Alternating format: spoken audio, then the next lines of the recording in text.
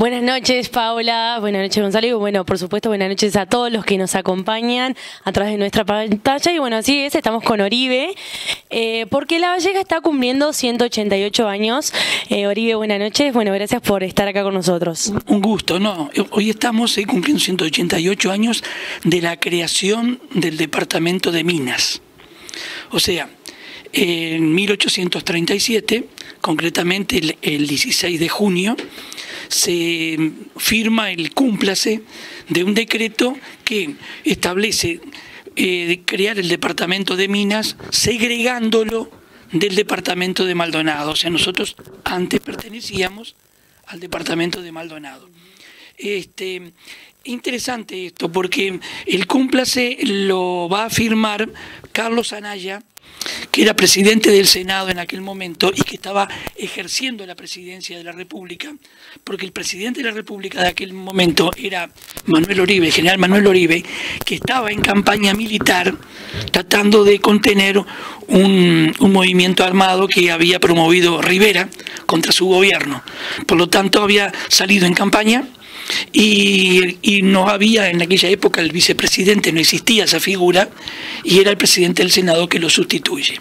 16 de junio de 1837, y las razones desde el punto de vista político y jurisdiccional y práctico, las razones que se esgrimen es que las dificultades de comunicación, el área geográfica tan amplia como era el departamento de Maldonado, estaba impidiendo, sumado al despoblamiento de la campaña y a la inseguridad que había en la campaña por todos estos movimientos armados, se necesitaba una mejor administración de estos territorios. Y se establecía en la antigua villa de la Concepción de las Minas, se establecía la capital del departamento que va a llevar el nombre de Minas.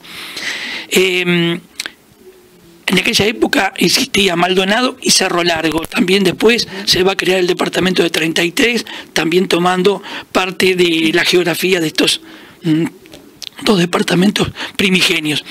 Y en 1927 se va a cambiar el nombre del departamento de Minas por el departamento de La Valleja, tomando en cuenta la condición de que el héroe de Sarandí y de la Cruzada Libertadora había nacido justamente en esta zona, en Minas, y habían vivido su niñez y juventud en estos parajes. El nombrar el departamento con el nombre de La Valleja fue un proceso muy largo, por cuanto desde 1880 y pico... 88. 1888. Estás más informada que yo. Sí, 80 y tantos.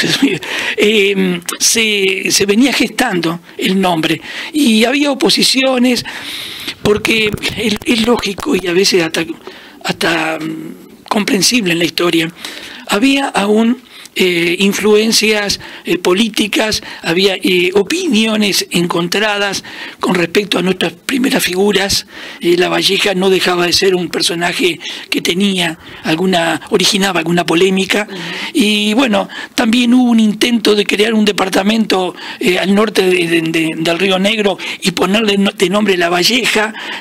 Bueno, eso felizmente para nosotros no tuvo éxito, pero se fue prolongando hasta que recién en 1927, estamos ya en pleno siglo XX, se va a cambiar el nombre. Territorialmente, La Valleja, ¿era como lo conocemos hoy o era un poco más grande o un poco más pequeño? Mira, desde el punto de vista del contorno, tuvo algunas variantes, yo no podría precisarlas aquí de memoria, algunas pequeñas variantes, pero en definitiva no nos cambiaba nada. Teníamos el límite al norte entre el río Cebollatí, el arroyo Limar, el arroyo Aiguá, y al sur teníamos los límites que tenemos hoy con el departamento de Canelones, que ya había sido creado. En fin, no podría precisarte con exactitud cuáles eran los perímetros concretos, pero no nos varió mayormente. La producción comenzó a tener un estímulo por cuanto había una administración, y te digo más, al crear el departamento de Minas se origina el primer cargo de jefe político y de policía, así se llamaba. Jefe político y de policía, que era una suerte de intendente y jefe policial a la vez. El primer jefe político y de policía que tuvo el departamento de Minas fue Juan Castro. Y el primer comisario que tuvo en nuestro departamento fue el general Guillermo Muñoz, que es un héroe, es un prócer, no solo nuestro, sino de la independencia americana. El general Guillermo Muñoz integró la cruzada del general San Martín cuando cruzó los Andes para libertar el país hermano de Chile. O sea, participó en el cruce de los Andes siendo un oficial de San Martín, fue un soldado de la patria en la banda oriental y está sepultado acá en Minas, cosa que poco se sabe, y te doy como referencia, en el cementerio central, en nuestro cementerio central, el cementerio nuevo, como le llamaban originalmente los vecinos de aquella época, porque nuestro principal cementerio, original cementerio, estuvo pegado a la iglesia y se creó el cementerio central. Y en el cementerio central, digo, al lado de la escalera hay una capilla, una pequeña capilla. Y en esa capilla, dentro de esa capilla, en el piso, está la placa que recuerda que ahí está sepultado el general Guillermo Muñoz. Es decir, repito, fue en su momento una personalidad, un prócer, repito, un prócer de nuestra independencia, lamentablemente olvidado por los minuanos, como tantas cosas que los minuanos de nuestra historia ignoramos y otras olvidamos. Bueno, hablando del olvido también, usted como historiador, como profesor, ¿piensa que las instituciones educativas hoy en día le dan la importancia que se le tiene que dar, por ejemplo, a esta fecha? Bueno, si nos manejamos con las convocatorias que ha tenido el Comité Patriótico para los actos públicos en Plaza Libertad, por ejemplo, yo diría que no. La pasada fecha patria, que fue el 19 de abril, no, perdón, 18 de mayo, aniversario de la Batalla de las Piedras, por el mal tiempo tuvimos que hacer el acto en el Teatro La Valleja, y había una sola institución educativa presente con sus banderas, institución privada además, no era una institución oficial, y que incluso se lo manifesté al director, que gratamente, qué grato me causaba la impresión de haber acudido. Y bueno, indudablemente no se tiene, se está viendo, nosotros estamos viviendo este año, el año del bicentenario de la Cruzada Libertadora de 1825, cuyo jefe fue el general Juan Antonio Lavalleja. Y se promueve poco. Hemos hecho nosotros en el grupo Geohistoria, también apoyados por el Comité Patriótico Departamental y por la Comisión de Patrimonio, hemos hecho algunos eventos y tenemos planificados algunos más, por ejemplo, para el próximo martes 24 de junio, y ya aprovecho para darte esa noticia e invitarlos a todos, a toda la teleaudiencia. El martes 24 de junio es aniversario del nacimiento de Juan Antonio Lavalleja. Nosotros con el grupo Geohistoria y apoyados, repito, por el Comité Patriótico y por la Comisión de Patrimonio Departamental, estamos haciendo un video evocativo de Juan Antonio Lavalleja con una visión minuana, porque justamente es el primer minuano, es el primero de nosotros, sin duda.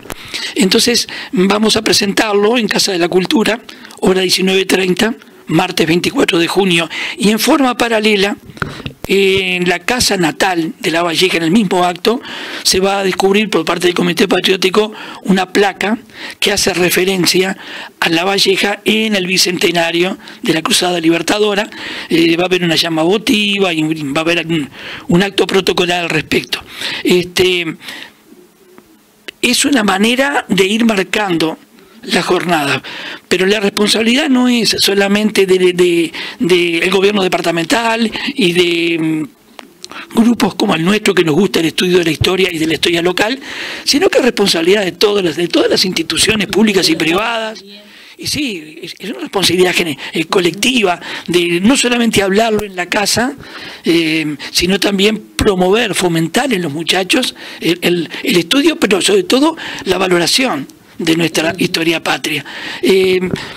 Por ejemplo, actividades sociales, culturales, deportivas que puedan llevar el nombre bicentenario de la Cruzada Libertadora de 1825 como una idea, pero no hasta el momento. Es más, tampoco hay una comisión nacional, por lo menos hasta el momento no ha trascendido que haya una comisión nacional que evoque estas instancias. Y bueno, tenemos mucho por delante porque el pasado sábado se cumplió el bicentenario de la creación del gobierno patrio, cuando La Valleja desembarca en La Graciada, después de haberse encontrado con Rivera en un episodio conocido como el Abrazo de Monzón, un episodio muy discutido. La documentación está muy encontrada en cuanto a la interpretación del episodio, pero en definitiva fue la unión de Rivera a la Cruzada Libertadora. Después se va a formar el gobierno patrio, que va a convocar a la asamblea representativa. Ahí va a estar un minuano representando a la Villa de Minas, que es Mateo Lázaro Cortés, y el 25 de agosto se va a declarar ahí la independencia. Es decir, tenemos por delante jalones como el 12 de octubre, Batalla de las Piedras, también batalla de Sarandí, que se va también a conmemorar como bicentenaria. Los minuanos tenemos el 23 de octubre la declaratoria de independencia acá en Minas. ¿Qué es eso? En agosto del 25 en la Florida se estableció que en todas las villas que fueran significativas y representadas en la asamblea legislativa, cumplieran con un acto público en el cual se ordenaba romper, testar todos los documentos que existieran en los archivos oficiales que dieran lugar a la incorporación o testimoniaran la incorporación de la Villa de Minas, en este caso, al Imperio de Brasil. Y se cumplió el 23 de octubre. O sea que dentro de unos meses vamos también a tener el bicentenario del pueblo de Minas reunido en la Plaza del Recreo, hoy Plaza Libertad, para cumplir con esa ceremonial y declararnos independientes. Bueno, Manuel, Oribe, muchísimas gracias por acompañarnos y bueno, llamar una invitación a la gente a que se ponga un poquito más las pilas con las fechas patrias. Sería bueno, sería muy bueno. Muy bien, ahí teníamos la palabra de Oribe Pereira y bueno, vamos a volver a estudios con Gonzalo y con Paula.